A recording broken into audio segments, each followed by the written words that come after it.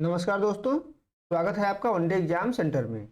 दोस्तों, आज के वीडियो में हम लोग जानेंगे कि अगर आप दीनदयाल उपाध्याय गोरखपुर विश्वविद्यालय गोरखपुर के स्टूडेंट हैं तो छठे सेमेस्टर में आकर हिंदी साहित्य में आपको क्या क्या पढ़ना होगा। आपको बता दें कि अगर छठे सेमेस्टर में आप हैं और हिंदी विषय आपने लिया है तो आपको कुल 4 पेपर पढ़ने होंगे। इस वीडियो में हम लोग पहले और दूसरे पेपर के सिलेबस के बारे में चर्चा करेंगे। तीसरे और चौथे पेपर के लिए हम अलग से वीडियो लेकर के आएंगे।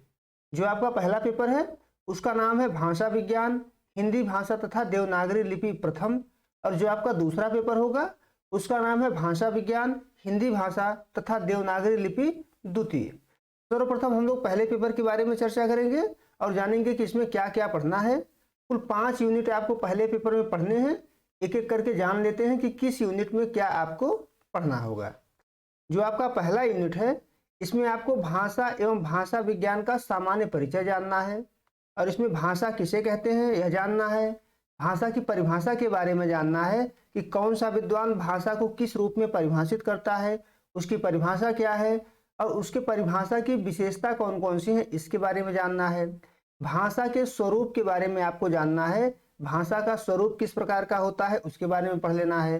भाषा की विशेषताएं कौन कौन सी हैं इसके बारे में आपको पहले यूनिट में जानना है। इसके अलावा आपको पहले यूनिट में ही भाषा विज्ञान क्या होता है यह जानना है, भाषा विज्ञान की परिभाषा के बारे में जानना है, भाषा विज्ञान के अंग कौन कौन से हैं इसके बारे में जानना है और भाषा विज्ञान की शाखाएं कौन कौन सी हैं इसके बारे में भी आपको पहले यूनिट में ही जानना है। यानी पहले यूनिट में आपको भाषा और भाषा विज्ञान का सामान्य परिचय जानना है। आगे बढ़ते हैं और देख लेते हैं दूसरे यूनिट में आपको क्या क्या पढ़ना है। जो आपका दूसरा यूनिट है इसमें आपको हिंदी की उत्पत्ति, रूप एवं शब्द संपदा के बारे में पढ़ना है।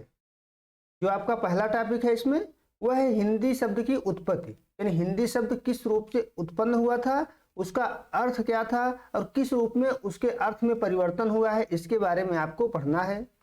हिंदी के जो विविध रूप हैं जैसे डिंगल हो गया, पिंगल हो गया, अवहट्ठ हो गया और पुरानी हिंदी हो गया, इसके बारे में आपको दूसरे यूनिट में पढ़ लेना है कि डिंगल क्या होता है, इसकी विशेषता क्या है, पिंगल क्या होता है, इसकी विशेषता क्या है, अवहट्ठ क्या होता है, इसकी विशेषता क्या है और पुरानी हिंदी क्या होती है, इसकी विशेषता क्या है, इसके बारे में आपको दूसरे यूनिट में पढ़ना है। इन सब के अलावा हिंदी की जो शब्द संपदा है उसके बारे में आपको दूसरे यूनिट में पढ़ लेना है। तत्सम शब्द, तत्भव शब्द, देशज शब्द और विदेशज शब्द, इसके अलावा जो अन्य भारतीय भाषाओं से हिंदी में आगत शब्द हैं उनके बारे में आपको जान लेना है। ये शब्द क्या होते हैं, उनकी विशेषताएं क्या हैं, कुछ प्रमुख शब्दों के उदाहरण आपको जान लेने हैं। इतना आपको पढ़ लेना है दूसरे यूनिट में। अब आगे बढ़ते हैं और जान लेते हैं कि तीसरे यूनिट में आपको क्या क्या पढ़ना है। जो आपका तीसरा यूनिट है इसमें आपको हिंदी की विभाषाएं, उपभाषाएं तथा बोलियों के बारे में पढ़ना है।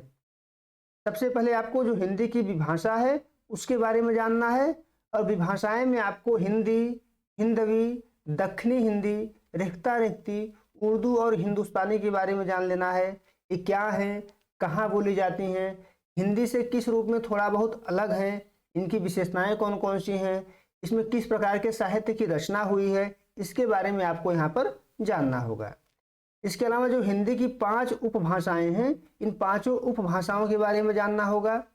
इनमें कौन कौन सी बोलियां आती हैं, उन बोलियों की कौन कौन सी विशेषताएं होती हैं, इसके बारे में आपको जानना होगा। इसमें सबसे पहले आपको जानना होगा कि पश्चिमी हिंदी क्या है और उसकी बोलियां कौन कौन सी है, उसकी बोलियों का परिचय जानना होगा। पूर्वी हिंदी कौन सी है और उसकी बोलियां कौन कौन सी है उसके बारे में जानना होगा। राजस्थानी हिंदी और उसकी बोलियों के बारे में जानना होगा।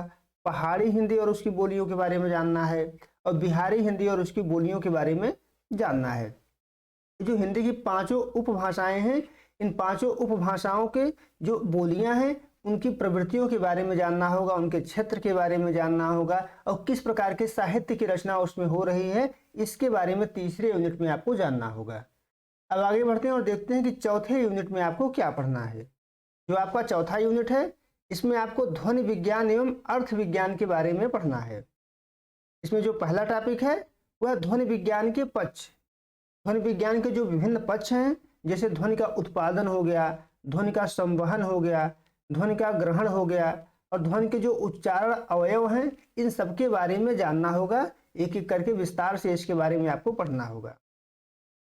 जो दूसरा टॉपिक है ध्वनियों का वर्गीकरण, यानी ध्वनियों का वर्गीकरण किस प्रकार से किया जाता है इसके बारे में जानना है। स्थान के आधार पर ध्वनियों का वर्गीकरण किस प्रकार से किया जाता है। प्रयत्न के आधार पर ध्वनियों का वर्गीकरण किस प्रकार से किया जाता है। प्रयत्न में भी आपके बाह्य प्रयत्न के आधार पर और अभ्यंतर प्रयत्न के आधार पर किस प्रकार से ध्वनियों का वर्गीकरण किया जाता है, इसके बारे में आपको यहाँ पर पढ़ना होगा। आपको बता दें कि आपके सिलेबस में जितने भी टॉपिक हैं सबसे संबंधित एक एक करके हम वीडियो लेकर के आते रहेंगे। आप हमारे चैनल पर बने रहिए, चैनल को सब्सक्राइब कर लीजिए। अगला जो टॉपिक है वो है ध्वनि परिवर्तन। आपको जानना है कि ध्वनि परिवर्तन क्या होता है, किस कारण से ध्वनि परिवर्तन होते हैं, ध्वनि परिवर्तन की दिशाएं कौन कौन सी होती हैं, इन सब के बारे में आपको जानना होगा। शब्द एवं अर्थ के बारे में जानना होगा, शब्द एवं अर्थ का संबंध क्या होता है इसके बारे में जानना होगा। अर्थबोध के साधन कौन कौन से होते हैं, किन किन साधनों के द्वारा हम शब्दों के अर्थ को ग्रहण करेंगे, इसके बारे में चौथे यूनिट में आपको यहाँ पर पढ़ना होगा। इसके अलावा अर्थ परिवर्तन क्या होता है, अर्थ परिवर्तन के कारण क्या होते हैं और अर्थ परिवर्तन की दिशाएं कौन कौन सी होती हैं, इसके बारे में आपको जानना होगा। अब आगे बढ़ते हैं और पांचवें यूनिट के बारे में जानते हैं कि पांचवें यूनिट में हमें क्या पढ़ना है। पांचवें यूनिट में आपको भाषा, लिपि एवं देवनागरी लिपि के बारे में जानना है। इसमें भी आपको भाषा एवं लिपि का संबंध क्या होता है, किस प्रकार से दोनों एक दूसरे से संबंधित हैं, उसके बारे में जानना है। भाषा और लिपि का महत्व क्या है, इसके बारे में जानना है। देवनागरी लिपि क्या होती है, इसके बारे में जानना है। देवनागरी लिपि का नामकरण किस प्रकार से हुआ था, इसके बारे में जानना है। देवनागरी लिपि का उद्भव कब हुआ और उसका विकास किस प्रकार से हुआ है, इसके बारे में आपको पांचवें यूनिट में पढ़ना होगा। यहाँ पर आपका पहला पेपर समाप्त हो गया। अब हम लोग देखते हैं कि दूसरे पेपर में आपको क्या क्या पढ़ना है। जो छठे सेमेस्टर का दूसरा पेपर है इसके बारे में जान लेते हैं। जो आपका दूसरा पेपर है उसका नाम है भाषा विज्ञान, हिंदी भाषा तथा देवनागरी लिपि द्वितीय। कुल 3 यूनिट आपको इस पेपर में पढ़ने हैं। एक एक करके देख लेते हैं कि किस यूनिट में क्या पढ़ना है। जो आपका पहला यूनिट है इसमें पढ़ना है भाषा विज्ञान एवं हिंदी भाषा। इसमें जो पहला टॉपिक है वह है भाषा विज्ञान का इतिहास। पहले यूनिट में आपको भाषा विज्ञान के इतिहास के बारे में जानना है कि भाषा विज्ञान कब शुरू हुआ, किस प्रकार से विकसित हुआ है, उसका इतिहास क्या रहा है, इसके बारे में पढ़ना है।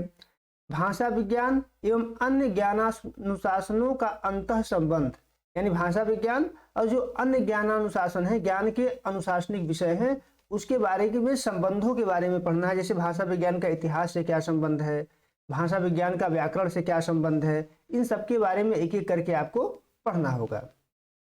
इसके अलावा पहले यूनिट में जो टॉपिक है वह है हिंदी भाषा का उद्भव एवं विकास। आदिकाल में हिंदी भाषा कैसी थी, मध्यकाल में हिंदी भाषा कैसी थी एवं आधुनिक काल में हिंदी भाषा कैसी थी, इसके बारे में आपको पढ़ना होगा। दूसरा यूनिट देख लेते हैं कि दूसरे यूनिट में आपको क्या क्या पढ़ना है।